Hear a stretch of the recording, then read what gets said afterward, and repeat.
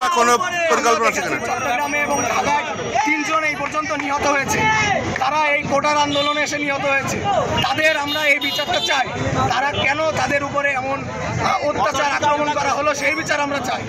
ছাত্রলীগ নামধারী কিছু তৃণমূল জঙ্গি গোষ্ঠী ছাত্রলীগের নাম নষ্ট করার জন্য এই সকল কাজ করছে।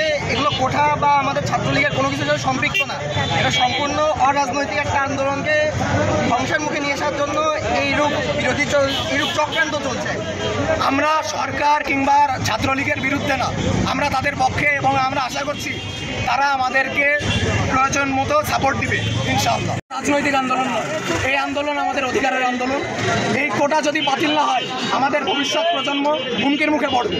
এই যে এত দুর্নীতি, তারপরেও আমরা এই যে রাস্তায় নেমে আন্দোলন করছি যাতে আমরা ভবিষ্যতে ভালো কিছু দেখতে পাই এবং পরবর্তী প্রজন্মকে ভালো কিছু দিয়ে যেতে পারি। আমাদের এই আন্দোলনের মাধ্যমে প্রধান আমরা এটাই জানাতে চাচ্ছি যে স্টুডেন্টরা কখনোই কোনো সাধারণ কেউ নয়। আমাদের স্টুডেন্টদের পাওয়ার সবসময় জোরদার ছিল, জোরদার থাকবে। এবং এই যে এত লোক একত্রিত হয়েছে, আমাদের সবার দাবি একটাই, এই কোটা বাতিল করা হয়। কি বলেছে কে বলেছে?